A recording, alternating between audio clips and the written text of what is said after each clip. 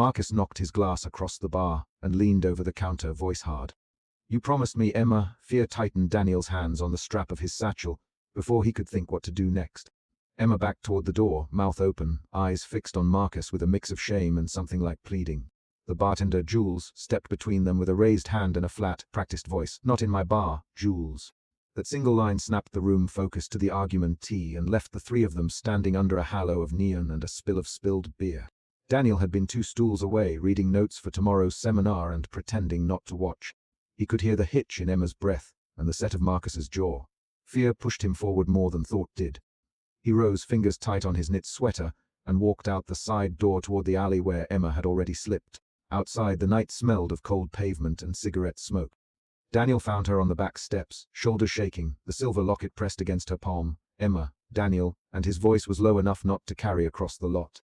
Emma looked up, her eyes were wet, her freckles drier than the tears. "I'm okay," she lied, then tried to laugh and failed. Daniel could see the tremor in her fingers when she twisted the locket chain. "Marcus doesn't get to shout at you in public, Daniel." And his voice held both a question and a promise. Emma's eyes dropped. "You don't understand, Daniel," she whispered. He can make things complicated." The word came out small, almost mechanical. Daniel felt the first shift in his own emotion. Fear turned into a steady sort of resolve. He took off his sweater and offered it without announcing what he intended to do. She accepted the sweater, wrapping it around her shoulders like armor. The alley lights cast a narrow pool over her, and for a minute Daniel simply watched the way she folded the sweater around her neck. He did not step closer until she inhaled and gave a single, uneven nod. "I'll walk you to the quad," he said, "just until you reach safe on the sidewalk." Marcus loomed like someone who believed size 1 arguments. "You think you can leave me?" Marcus demanded, eyes glossy with anger. He kept his voice low but relentless. People glanced up from their phones and their drinks. "Emma," you said. "Stop." "Emma," the word brittle. "Marcus, stop." Her voice cracked. Shame and relief tangled where they met. Daniel moved so he was between them without theatrics, palms open in a calm posture. "Marcus, not tonight, Daniel. Walk away now." Marcus tightened his jaw and stepped closer until Daniel could feel the heat of his presence. The confrontation escalated. Marcus shoved a shoulder. Daniel did not shove back. Instead he said, "Marcus, leave her alone." "She is going with me." The sentence was more than instruction. It carried Daniel's resolve, the decision to keep Emma safe even if she refused to repay him in any way. Marcus laughed short and hard. "You think you can tell me what to do?" he asked. The laugh was a hinge that swung emotion from fear to anger across the small group. A group of students lingered nearby, phones up, faces lit by blue screens. Someone whispered "fight" and drew nearer. The moment widened. Emma stood frozen, chest-tight, eyes flicking between Daniel and Marcus. Her hands wanted to curl into fists. Instead they clutched the locket. "Emma," Daniel, naming her to steady her. She blinked and took a step back as if the name alone was a small safe place. Marcus's voice dropped into a threat. "You think you will make her choose?" "I know her, Danny, you don't." He bent toward Emma. "Don't make me humiliate you again." The line landed like a stone. Emma's face drained. Shame poured into her posture and she took a step away from Marcus's reach. Daniel's fear returned, sharpened by the sight of the message Marcus's eyes carried. Possession. The fear moved him differently this time. He heard the shift in his breath and found the words out loud. "Marcus, stop. Go now." Marcus pushed forward, hand closing near Emma's arm. Daniel reached out and caught Marcus's wrist. The contact was practical, not violent. "Let go, Daniel," quiet and even. Marcus jerked his wrist back and shoved Daniel hard enough to knock his shoulder into a mailbox. Pain flashed cold and immediate. Anger flared in him like a bright light. Around them, people were moving into place. A friend of Emma's, Maya, suddenly stepped out from the group and raised her voice. "Marcus, that's enough. Maya, not here." She put a hand on Emma's back and steered her toward the campus path. 2 other students closed ranks behind them. The external event, a friend stepping forward, shifted the balance. Daniel felt the second emotion shift. Resolve sliding into protective action. He guided Emma down the sidewalk and kept his arm barely brushing hers so she could anchor on something reliable. They walked fast across the crosswalk, past the library's stone face and the statue of the school's founder. Emma's breath came in quick pulls. She bit her lower lip and twisted the locket as if it could close around the moment and seal it. "Why do you stay, Daniel?" she asked suddenly. The question landed between them like a thrown object. Why do you stay when it's easier to leave? Daniel's answer was short. "Because you shouldn't be alone when someone threatens you." It was not romantic rhetoric. It was exact and small and true. Emma blinked and looked at him with a look that balanced gratitude and something more complicated. Hope shadowed by guilt. "I keep thinking I'll fix it," she said. "I keep thinking he'll change." Her voice was soft. "I've tried to explain that to you before, Daniel." "Emma, I know you tried, Daniel. But trying isn't the same as being safe." He watched her jaw clench. "Are you safe tonight?" He did not ask in a way that demanded a decision beyond the moment. He meant right now. Emma swallowed. No, she said. The syllable was flat and final and shifted the scene into urgent territory. Daniel scanned the street, lights, people, cars, searching for an exit that meant more than distance. The campus courtyard offered benches, trees, and a low stone wall. He steered her there because it had light and because Jules's bar was only 2 blocks away in case they needed witnesses. They sat on a bench beneath a lamp that buzzed softly, and Emma folded her hands over the locket as if it could anchor her to a safer choice. She him then, in small clipped sentences, why she kept returning to Marcus. He makes me feel wanted, she said. He knows how to make me feel like I'm the only one, but after it's cold. He says I'm careless, that I don't appreciate him. She laughed once, thin and startled. Then he punishes me with silence or by pointing out everything that is wrong with me. Daniel listened without interrupting. Each detail she gave sliced the shame into pieces he could see. The times Marcus cornered her at parties, the nights he criticized her friends, the messages he sent when she left to study Emma. Daniel, and his voice was steady. You didn't deserve any of that. The words felt insufficient even as he said them. She looked at him with a small, bitter smile. Saying that helps for 5 minutes. She touched the locket, fingers moving in a nervous circle. Then he calls or texts and I feel like I need to answer. A chime from Emma's phone broke the quiet. Both heads turned when she glanced down. The screen lit with Marcus's name and a short line. Where are you? Daniel's stomach dropped. The message was precise and controlling. Emma's thumb hovered over the reply field. Daniel felt the third shift in emotion inside him. Protective calm turning into immediate worry. Don't reply. He said don't answer him. Not now. She did not. Her thumb trembled and then withdrew. Marcus's messages came again faster. Answer me. You will ruin everything. The tone of the texts made the threat real. Consequences implied, not spelled out. Emma's hands shook enough that the locket swung and the tiny photograph inside caught the lamp light. Daniel closed his fingers around her wrist for a moment to steady her. We can go to Jules's. Daniel offered. We can stay where people are. We can call someone from the hall. Maya is here. He named Maya because Emma needed concrete options, not broad promises. Emma nodded and swallowed. Okay, she said. Okay, let's go. They moved again. This time toward the quad and the library steps where the light from the windows cut rectangles across the grass. Marcus appeared at the edge of the quad as if he had followed them. The way he stepped into the lamplight made him look larger. His jaw was set and his eyes cold. Emma, Marcus, and there was an edge to his voice that made people look up. You remind. Daniel stepped in. Marcus. Stop this, he said. Leave now. You are done here. The demand was clean and simple, and for a second Marcus's face flicked with incredulity. Daniel, you have no idea, Marcus began. Then his voice fell into a sharper place. He advanced toward them, and Emma flinched. A student sitting on the library steps rose, phone already out. A shove began. Hands collided. Daniel did not push back in anger. He blocked when Marcus lunged toward Emma. Don't touch her, Daniel, and the sentence had a finality to it. Marcus swung an elbow. The two of them fell into a tangle of arms and jackets. Voices rose. People shouted. Someone called campus security. The physical scuffle was short but intense. The heat of it cut the air and widened the stakes. At the peak, Marcus managed to wrench free and shouted something about reputation. He reached for Emma with a hand that was not gentle. Emma cried out. The sound was short and sharp and broke anything left of bluff. Daniel saw it and acted without thinking. He stepped between Marcus and Emma, wrapped an arm around Emma's shoulders and pushed her behind him. Two students moved forward to help. Maya grabbed Marcus by the arm and pulled him back. Marcus, stop, she said, voice low and firm. You're remaking this worse. Marcus shoved Maya away and scowled. Then looked at the gathering crowd. He sneered and turned away as 2 campus security officers arrived, Officer Ruiz and another guard, their flashlights cutting through the dark. Officer Ruiz for names and gave brief instructions. Marcus's posture suggested he would not leave quietly. Ruiz's expression made it clear he would be cited if he did not. Marcus backed off under the pressure, face white where anger had drained him. Emma sat on the library steps, shaking, hands clamped to the locket. Daniel remained at her side, not speaking more than necessary, fingers still on the strap of his satchel as if he needed to hold something concrete. After Marcus left under a muttered threat, the quad felt different, smaller, quieter in a way that held all the sound of the earlier fight. Maya sat down beside Emma and placed a hand on her knee. Are you okay? She asked. Emma took a long time before she answered. I don't know, she said, but I'm not with him right now. Her sentence was plain and factual, and in that plainness there was a small shift, from shame toward clarity, though not yet toward safety. Daniel stayed near, watching Emma breathe. The group dispersed slowly.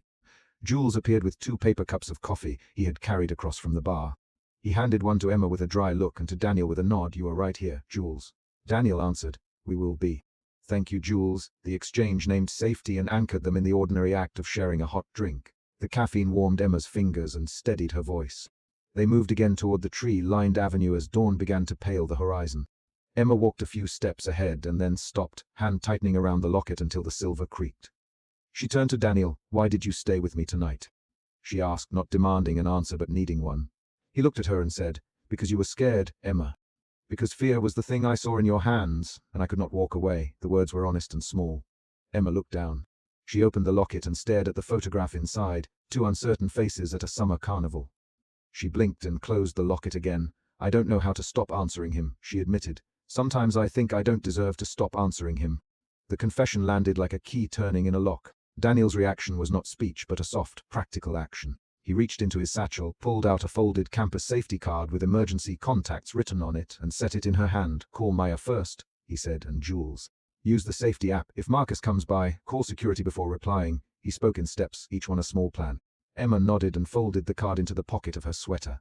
The last emotional shift in the chapter moved through her, shame wavering toward agency.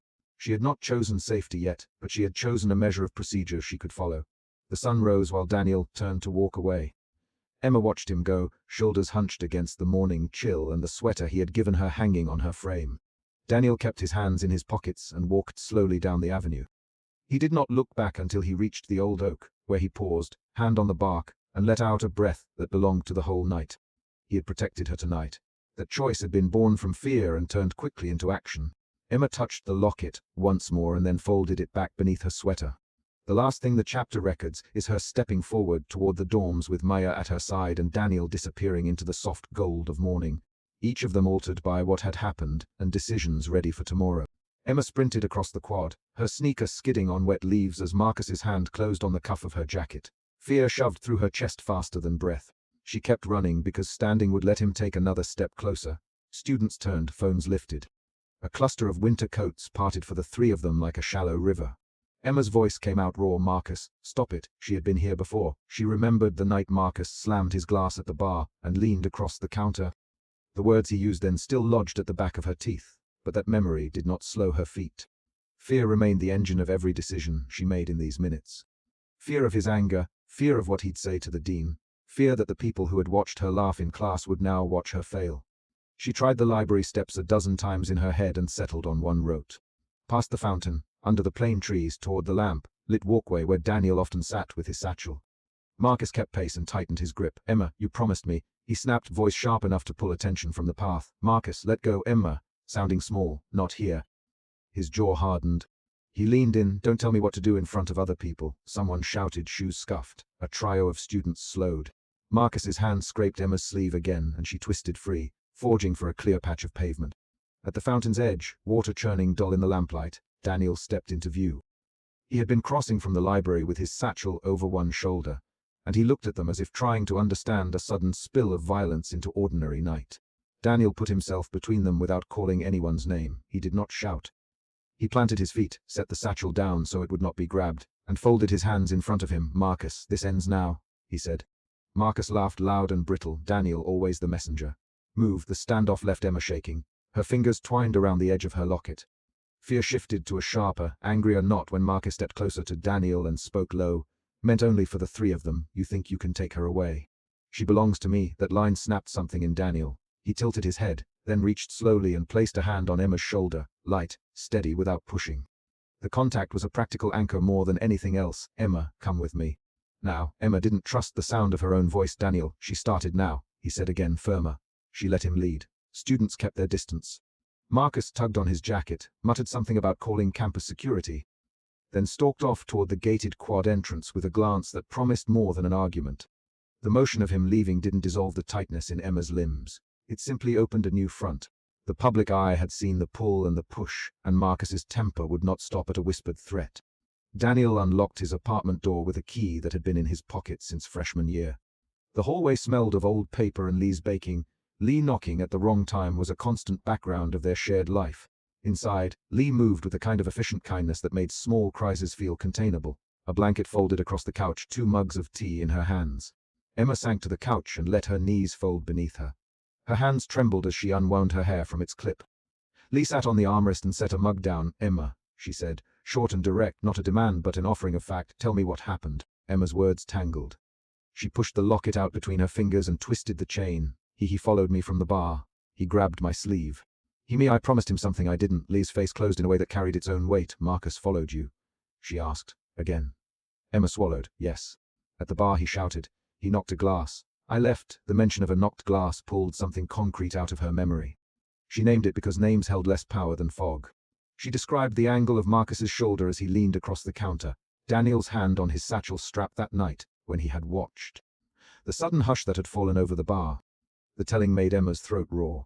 Leah's phone buzzed on the table. She glanced at it and frowned. Hold on. She thumbed the screen open and frowned deeper. She turned the screen so Daniel could see. A screenshot of a private message thread, Marcus's words threaded with the name of a campus official. He messaged Dean Morales yesterday, Lee.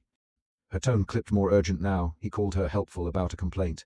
Marcus has contacts on the board. The room tilted. Emma's fingers dug into the locket so hard the metal bit warm against her skin. Fear folded into a new shape. Dread, not just a private argument any longer. This was a route that could end scholarships, ruin reputations, and weaponize campus rules against her. He can't do that. Emma, he can try, Lay.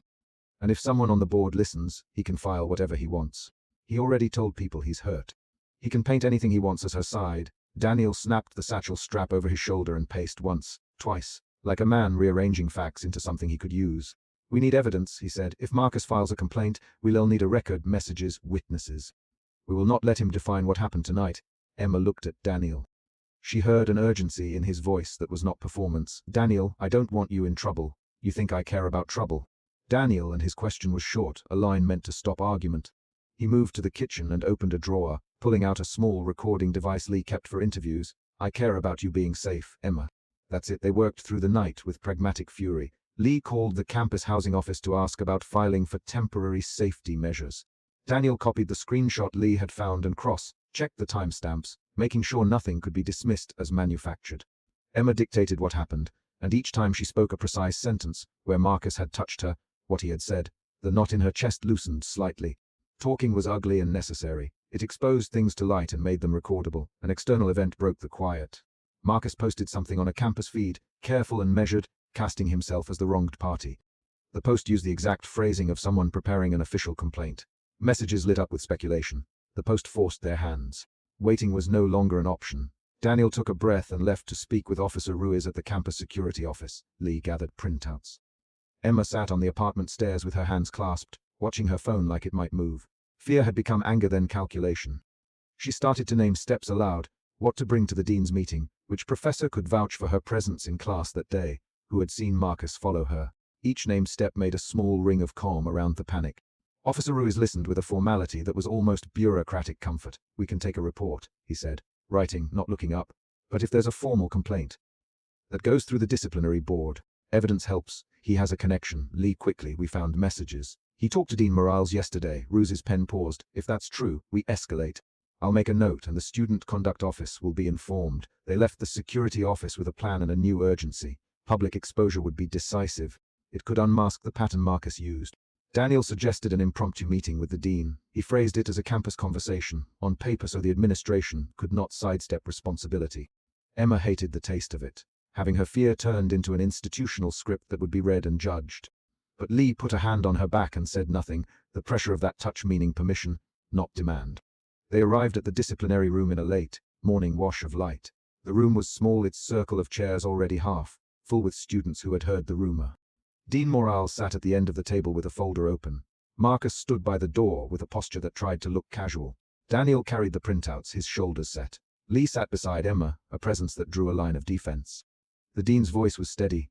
Let's hear what happened, she said. Daniel started and stayed on the facts on the night in question. Marcus contacted Emma at the bar. A witness, several saw him knock a glass. He followed her across campus. He has since messaged a member of the board in a way that suggests he will file a complaint against Emma to damage her standing. Marcus cut in, quick and polished. That did not happen the way he's describing. Emma left in a hurry. I was only trying to talk to her about our agreement. Agreement. Dean Morales, raising an eyebrow. Marcus's tone narrowed. We had an understanding. She promised me. Marcus. Dean Morales interrupted, voice flat. This is not the place for threats. If you try to intimidate witnesses or staff, that is a separate concern. Marcus's jaw tightened. He looked to the small group of students, then gave a short, careful laugh. I am not here to threaten anyone. Emma stood up. Her knees felt brittle when she locked her fingers around the locket. She could feel the room narrow to the shape of all the eyes. Her voice came out steady but low. I'm tired of people speaking for me. I won't have him shape my life with lies. Silence snapped across the room. Dean Morales slid a paper across the table. Do you want to present the messages you mentioned? She asked. Daniel laid the screenshots on the table, pushing them toward the dean. These are time-stamped. They show Marcus discussing a complaint and referencing a board contact. When Marcus saw the messages, his face changed. For a second the control slipped and something harsher showed, a protective rage that was not meant for the room. Those are taken out of context, he said, voice low. You remanufacturing a narrative. Lee leaned forward and pointed to specific lines. He, the student affairs rep, to handle a complaint. And he told them you were receptive to help. That is coaching language. Marcus stood up so abruptly the chair scraped back. You lying, he said. Daniel did not move. He looked at Marcus with an evenness that contained no fear and little anger. Then the back and forth began, quick and clipped. Marcus, those messages are real. They could be edited. Marcus, the timestamps match your phone logs. We can subpoena. You can't. We can. The exchange ran 3 rounds, each line shorter, each name used to anchor claims and denials. The room listened like it was waiting for a verdict. Marcus's voice rose. You think you can publicly humiliate me? He demanded. You will ruin me. Dean Morales folded her hands. The conduct process exists for complaints and counterclaims. We'll review evidence, interview witnesses. In the meantime, campus safety will maintain a presence and Marcus will be asked to avoid contact with Emma until we conclude. Marcus sputtered, then forced a smile. Fine. Fine. He left the room with his hands in his pockets, jaw working. As the door closed, a student near the back muttered. Finally, the room exhaled but did not dissolve into comfort. Emma's shoulders sagged in a way that made her real bones ache. Relief rose, quick and trembling, then steadied. Fear loosened to something like hope, small and wary. Daniel stayed at her side and did not speak. He only set a hand on the small of her back as they walked out into the sunlight. Outside, murmurs followed like wind. Someone good for you, Emma. Another student nodded to Daniel. Lee kept her eyes on Emma and said, quietly, you did that. You no one would speak for you. Emma looked down at her locket and felt the chain still warm from her touch. She did not feel brave. She felt revealed and exhausted. I don't know what comes next, she said, but I won't let him write my record for me. Daniel watched her. You don't have to decide anything about the future right now, he replied. You have to decide what keeps you safe today, in the days that followed. The disciplinary process moved with a slow, procedural rhythm. Interviews, statements, a quiet backlog of administrative language that tried to turn people into forms. Marcus tried to mobilize friends, paint himself as a victim. Emma sent Daniel corrections when needed and met with advisors who guided her through what to say. Lee arranged for a few classmates to write notes on Emma's behalf. Each small act rearranged the public story toward facts instead of accusations. One morning Lee knocked on Daniel's door with a paper in hand and eyes wide. There's more, she said. She slid an email across the table. A line from a student affairs staffer admitting they had received Marcus's message and noting the tone. This may tip the board's rid. Lee. Emma's relief resurfaced, but now threaded with fatigue and a cautious anger. The shift from fear to anger to guarded relief had happened so often in the last 48 hours it felt like a rhythm she could not unlearn. She spoke in short sentences now, each one precise. If they rule in my favor, can I keep my scholarship? Dean Morales answered with bureaucratic honesty. We can't promise outcomes, but we can say that evidence will be considered. You will be heard. The mid-chapter twist arrived when a student who had been on the quad that night came forward unexpectedly. He had recorded a short clip of the altercation while walking by. The clip showed Marcus grabbing Emma's sleeve and her twisting away toward Daniel. That single, concrete video changed how people who had only heard rumor now saw the night. The recording shifted suspicion away from Emma's word alone and toward Marcus's pattern.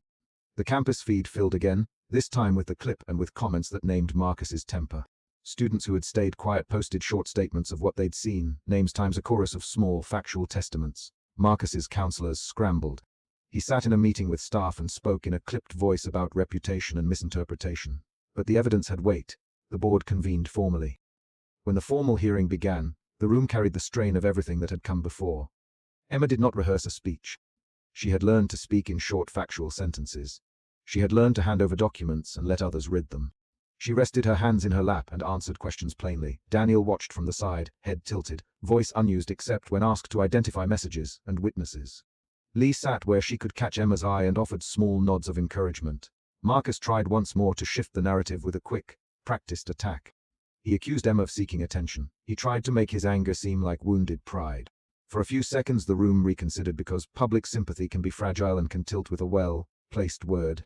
Then the dean asked directly about the messages to the board contact, and Marcus's composure leaked. He could not reconcile the tape, the screenshots, and the witness statements. Officer Ruiz stepped forward and read his report. Hale was escorted from the building at the student's request during an earlier incident. The phrasing was dry. The effect was not. Marcus's face went blank. He had counted on the institution to protect him. Now the institution took steps that cut his options. When the hearing closed, Marcus left under escort. Emma sat on the bench outside the disciplinary room and let the cold of the hallway wash into her sneakers. She had not expected the tightness that followed, relief wrapped in shame, like bandaging that did not erase the wound. She breathed and felt Daniel's presence at her side without looking. Emma, Daniel softly, you did everything I could not promise to do for you until tonight. You no one would speak for you. She laughed, a short, insufficient sound. You spoke for me too. You handed them evidence. You sat there. That mattered. He shrugged. I handed them facts. You handed them your voice. They walked away from the building as Marcus's silhouette receded through the glass doors. The campus seemed quieter, as if it had spent its breath on a rumor and now waited. Dawn lifted on the avenue where Daniel later walked Emma home. He kept his hands in his pockets and let the silence between them measure itself. The light touched the leaves overhead in gold. Lee trailed a few steps behind, wrapping a scarf around her neck. Emma turned the locket over in her fingers and then, with a small motion, unclasped it and slid it into her palm. She did not drop it. Instead, she set it against Daniel's open hand when he offered it without asking. The contact was quiet and specific. Thank you, Emma. Short, you re-welcome, Daniel. They reached a crosswalk where students moved toward morning classes. Emma took a breath as if inhaling permission for a new, smaller set of choices. She did not make promises about the future. She only said, I have to figure out what safety looks like for me now. Daniel nodded, then we'll figure it out together. Step by step, Lee called their names, a distant voice that pulled them back into the day. A campus officer watched the path, unobtrusive and steady. The concrete fact of Marcus's escort, the dean's orders, and the clip that a passerby had filmed were things they could point to when talking about what had happened. They were not magic, they did not erase the hurt, but they were proof. On the avenue, sunlight on the pavement, Emma folded the locket back into her palm and then, slowly, slid it back around her neck. The chain settled against her collarbone. She felt every link, a physical measure rather than a promise. Daniel fell into step at her side. He did not say more than he needed to. He did not urge her toward choice or ask her to define what came next. He kept her safe in the way he had always known how. Present, patient, precise. The chapter closed on a moment that was not grand but concrete. A campus security officer walking past them, nodding once to confirm Marcus had been escorted off campus that morning. Lee waving from the corner of the avenue with a bag of sandwiches. Daniel slipping his satchel strap back over his shoulder. Emma watched the officer's back disappear and then, in the small space of ordinary motion, she let out a breath she had been holding for days. It landed as a sound, not a statement, and then she took the next step forward down the tree-lined avenue. Emma pushed at the rooftop door and heard Marcus's voice cut across the cold air before she could reach the railing. You promised me, Emma, he said. Voice low and hard. His hand found the cuff of her jacket and he tightened it. Fear tightened her fingers around the metal rail. She felt the coarse paint under her palm and the world reduced to Marcus's face and the space between them. She knew the stakes in plain terms. The last time Marcus had raised his voice, she had walked out of the bar with glass trembling at the edge of the counter, and students had watched. She took a breath and stepped back, the rooftop humming with the parking lot lights below and the distant sound of a dumpster lid clanging. Emma's fear pushed her into motion. She turned her body and tried to move toward the stairs while Marcus blocked her path. His jaw worked. His words rushed out in clipped bursts. You think you can humiliate me in front of everyone? He demanded. Emma swallowed and pulled the locket from under her sweater without thinking, twisting the chain around her thumb like an anchor. The locket was a small silver oval with a hairline scratch on the back.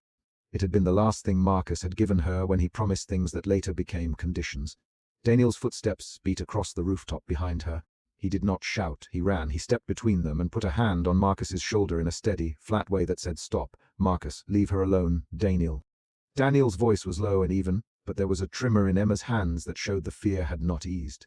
The rooftop breeze moved Emma's hair across her face. She brushed it away and saw Marcus's profile hard against the pre-dawn sky.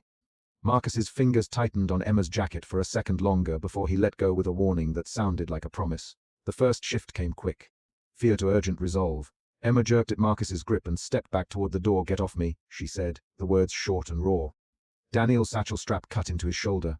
His mouth flattened. Are you okay, Emma? He asked. She nodded once, though her shoulders still shook. Luke of breath left her chest when a neighbor banged on their roof access and shouted that someone should call security. That sound broke the rooftop confrontation into smaller parts. Marcus took a half-step back and then a full step down the stairwell. At the student union entrance, campus security arrived and an officer with a blue jacket and officer rise stitched on his chest asked quick questions. Emma recited names. Her voice was clipped.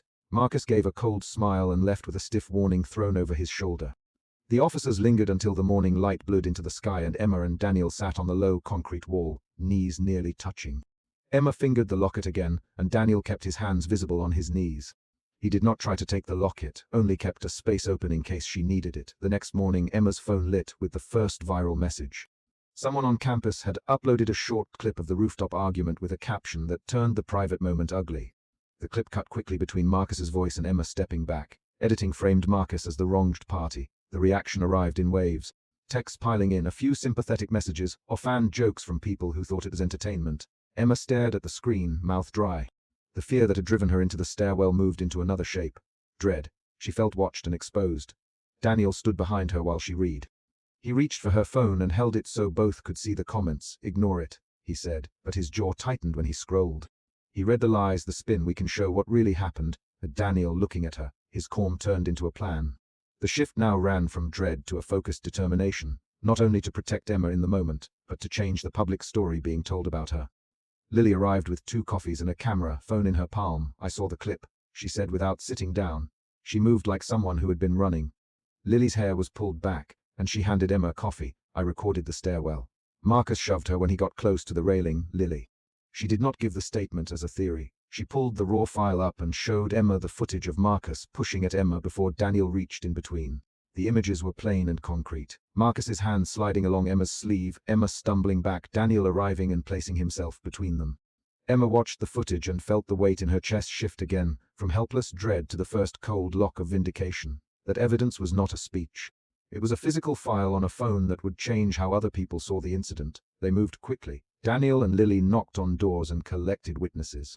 A night janitor who had heard shouting, 2 students who had been on the stairwell landing and turned their phones on, and a barista who remembered Emma stumbling from the bar after Marcus had slammed a glass.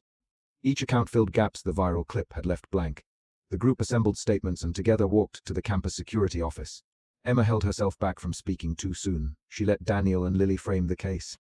Lily handed the officer the raw stairwell footage and said, "This is from my phone, time-stamped." He pushed her. Officer Rice watched the footage and asked for one of them to file a formal complaint. Emma signed the form with fingers that trembled, and she felt something in the room change because the complaint required names, handwriting, and a formal step. The campus response was immediate. The clip's original poster flagged the post after a flood of messages. A student newspaper picked up the story and added context using the statements that Daniel and Lily provided. Marcus showed up at a quad fundraiser later that morning, trying to reframe things in front of a small crowd. He moved with a performance in his gait, smiling when cameras angled toward him and lowering his voice to collect sympathy. Emma watched from the steps with Daniel at her side. The second shift came in the crowd, confusion to courage. She felt her pulse climb, not with fear but with a tight, bright clarity. Emma stepped forward and said, "Stop." Her voice carried across the fundraiser lawn. Marcus's expression flicked between surprise and annoyance. He tried to interrupt Emma. "Don't," he started. Daniel moved his feet to the edge of the small crowd like a shepherd taking position. Lily nudged forward and said, "She has witnesses," students murmured. A few pulled out their phones to replay what they had recorded. An older faculty member came over to ask what was happening. The quad filled with bodies, and with each new person who raised a hand to corroborate a piece of the stairwell sequence, Marcus's control slackened. The climax arrived exactly where it should, in public with witnesses. Marcus leaned in close to Emma and hissed, "You will ruin me." Emma looked at him and could feel her stomach hollow. "No, Marcus. You already did that to yourself." Then the rapid back and forth began. "You lied about me, Marcus." "I did not lie," Emma answered. "You forced me out of the bar last week," Marcus snapped. "You pushed me near the window," Emma replied. "Daniel." Marcus, "Stop lying." "Lily, I filmed it." "People saw you shove her," a student said. "I heard you yelling on the roof," another student added. He posted that clip himself to get sympathy. The exchange moved fast. It had to be short and precise. Marcus's face lost color when multiple students stepped forward with clips and timestamps. He lunged toward Daniel for a moment, jaws clenched, and 2 students intervened, one grabbing Marcus's arm while another called for security. A campus volunteer placed a hand on Marcus's shoulder and guided him away toward the security tent. Officer Reyes led Marcus under a small canopy and asked him to wait while officers processed statements. The sound of cameras clicking and phones whispering replayed fragments across the quad. Emma watched Marcus's back as he was guided away and felt an odd detachment. The danger that had been immediate on the rooftop was now transformed into a documented case. But the story was not entirely closed. A twist shifted the audience's understanding. One of the students who spoke up was Javier, a name Emma did not know well. He stepped forward and said, "Marcus tried this with someone else last semester. I have footage of him pressing a girl at the library steps." The revelation dug beneath the immediate conflict and showed a pattern. Lily had the clip ready and handed it to Officer Reyes. It showed Marcus cornering another woman and trying to silence her. The campus officers exchanged looks. Emma's sense of the situation deepened. This was not a single bad evening, this was repeated behavior. The twist reframed Marcus from a momentary antagonist to someone whose actions matched a pattern. Students who had treated the viral rooftop clip as gossip now saw a clearer picture that changed the consequence. Officer Reyes took statements, wrote names, and asked Marcus questions from a list. Marcus's answers collapsed into evasions. He had expected the crowd to tip toward him. Instead, the assembled witnesses described a sequence neither flattering nor controllable. Marcus's attempt to perform shame into sympathy failed because other people's recordings contradicted his script. Emma felt something shift inside her again. From vulnerability to practical relief, relief came with its own H. The process was not justice, just the beginning of a record. After the officers finished, Emma and her small group walked down the quad perimeter toward a security tent where paperwork was still being stamped. Daniel stayed a half step behind her, hands in his pockets. Lilith's voice was steady when she spoke with the officers, and Lily refused to let anyone minimize what had happened. Emma answered questions, naming dates and times with exactness. She described Marcus knocking his glass across the bar and the way his voice had gone hard. And she described the sprint across the quad where his hand had closed on her jacket. The act of saying those scenes aloud turned them into evidence. Daniel watched her while she spoke, and when she finished, he did not press her to speak about her feelings. He simply handed her a bottle of water and a paper cup. They left the security tent and walked to the tree-lined campus avenue as the sun rose. The light was gold along the path, but Emma did not let herself think about symbolism. She counted the cracks in the pavement and kept her steps steady. She thought of the locket again and the way Marcus had used small gifts as quiet claims. Daniel fell into step beside her and did not say anything at first. They walked in silence for 3 blocks before Daniel spoke. "You did the right thing," he said, voice plain. Emma lifted her chin and looked at him. "I don't know what right looks like," she said. Daniel looked at her and squeezed the satchel strap with his hand. They paused at a bench bathed in morning light. Emma sat and twisted the chain around her fingers. The second mid-chapter mini cliffhanger arrived then. A notification pinged on her phone. Another clip had appeared online, edited badly to smear her, and someone had already left a cruel comment beneath. For a moment dread thinned back into the foreground. She felt the old reflex to hide, to shrink. Then she put the phone face down and took a breath. Daniel reached across and placed his palm beneath Emma's hand. He did not speak the words she might have hoped for. Instead he held out his other hand, open. Emma hesitated and then let her fingertips slide into his palm. She felt the warmth of his skin and the collar where his fingers often gripped books. Her hands trembled not with fear now, but with the decision that had been forming across the morning. To stop letting Marcus define what she deserved. "I can't undo what happened," she said quietly, voice small, "but we can show what happened." Daniel nodded. "I'll be with you. I'll tell the truth. Lily will too. We will show them the stairwell footage and the bar timeline." His answer was practical. It avoided promises he could not keep, and that steadiness made more space for Emma to choose. They went to the student lounge where Lily had left a laptop open and a stack of USB drives. Lily sat with her elbows on the table, eyes bright with a mixture of fatigue and determination. "We gathered everything." Lily, sliding a drive toward Emma. "I put timestamps and names." Officer Reyes took copies. "The student paper will run the contexted story this afternoon." Emma read the list of files. Bar footage, stairwell footage, 2 witness statements, and a clip showing Marcus's earlier aggression. The files were concrete. The presence of physical copies shifted the emotional landscape again, from precarious exposure to something anchored and hard. Emma stood up and walked toward the window. She watched students cross the quad below, some shielding their faces from the morning sun. She thought of the other times she had let Marcus define the edges of her day. A canceling text when she wanted to go out, a lowering tone that made her explain herself, a joke in front of friends that left her cheeks hot with shame. She had accepted apologies too quickly because he had offered attention where she wanted to be seen. Memories came as specifics now. The glass on the bar, the sprint across the quad, the scraping of her sneaker on wet leaves. The fear that had guided her flight earlier in the night had turned into a clearer prompt. Choose safety. Emma reached into her sweater and unclasped the locket. She had carried it without thinking, more because old rituals were easier than decisions. She opened the locket and saw the small photo inside, a Polaroid of a rainy afternoon and 2 cups of coffee at a campus bench. The image held a name for something lost. Emma put the locket back on the chain, but she did not close it the same way. She walked back to the bench where Daniel waited and extended the locket into his open hand. Daniel's eyes flicked to the silver oval and then to her face. I don't want it because he gave it to me, Emma. Words deliberate. I keep this because I keep thinking he'll change. I'm done with that. Her voice was steady enough that Lily, who had been checking a message, lifted her head and gave a small, quick smile. Daniel held out his hand and did not speak.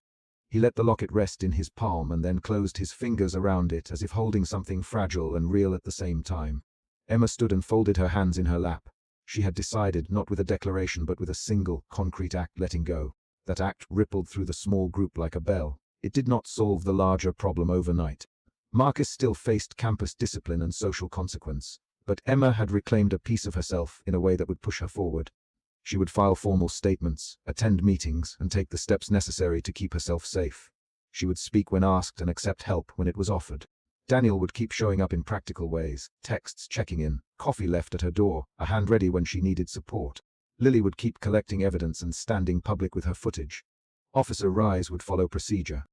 The process itself would be patchwork and messy, but it would be anchored in physical records and named witnesses. They left the lounge together. Emma walked past the steps where Marcus had been guided away and did not look back. The last paragraph ties to a concrete action. As they reached the edge of the tree-lined avenue, a university administrator stepped onto the path and handed Emma an envelope containing a formal request to meet and an offer of interim protective measures. Emma accepted the envelope with a steady hand. She looked at Daniel and said, "I'll go with them." Daniel nodded and walked beside her into the meeting. The locket folded safely in his pocket as proof that she had chosen not an idea but an action. The chapter closes with an event, not a speech. Emma signs a form at the administrator's table that begins the formal process of campus discipline and protection, and then she stands to walk out of the room with Daniel at her side.